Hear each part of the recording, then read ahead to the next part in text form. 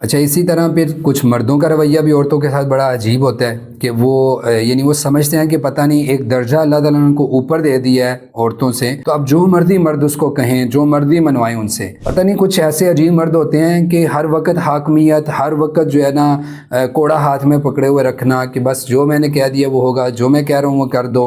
मैं अगर घर से बाहर आ रहा हूँ तो बस वो सुपरमैन की तरह दरवाजे के सामने बैठी हो, मैं दरवाजे पे बेल दूँ, फ़ौरन दरवाज़ा खोले और आगे मशीन की तरह काम करना शुरू कर दे। तो भाई वो ग़ुलाम नहीं है, वो नौकरानी नहीं है।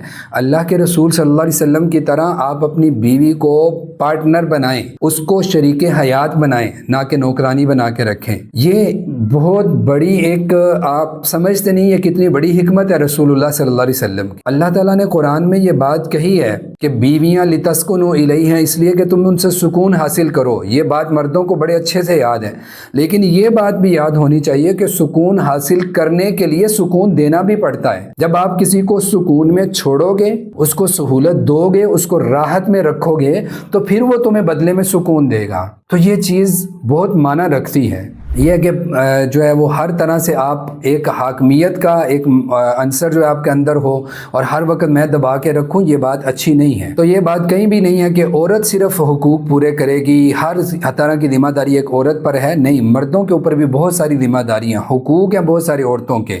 मैं यहाँ पे गिनवाने लगूँ तो 20 गिनवा सकता हूँ। यानी आमतौर पर लोग ये भी कहते हैं ना कि औरतें जो है ना उनकी, अगर हम कुरान और सुन्नत को देखते हैं तो उनकी जिम्मेदारियाँ ज़्यादा हैं। यकीन करें, आप उसको पढ़ें, आप जब खुद मुताला करेंगे तो आप समझ जाएंगे कि मर्दों के ऊपर जिम्मेदारियां ज्यादा हैं। तकसु हाई दख्ता सही था, जब कपड़ा पहने उसको भी ला कर दे, जब तू खाना खाए टाइम हा तो उसको भी खिला। कपड़ा, जूता, मकान, नानो नफका, ये सारी जिम्मेदारियां उसके ऊपर है। वला तो कब्बे, उसको बुरा भला ना कहो। वला तजरी बिलवज, उसके चेहरे पे ना मारो और उसके साथ उसने सलूक से पेश आओ। उसके ऐबों को ना गिनवाओ, उसके अंदर ऐब नजर आए तो उसकी अच्छाइयों को देख के उसके ऐबों को पसे पर्दा कर दो। उसके रिश्तेदारों के साथ उसने सलूक से पेश आओ और उसकी भी आओ भगत करो, उसकी तारीफ करो, उसको घर से बाहर लेकर जाओ। उसके अगर उसके अंदर कोई गलती है तो उसकी पहले इस्लाह करो, उसको मारो नहीं। मतलब कितने ही हुकूक हैं जो शरीयत ने गिनवा दी हैं।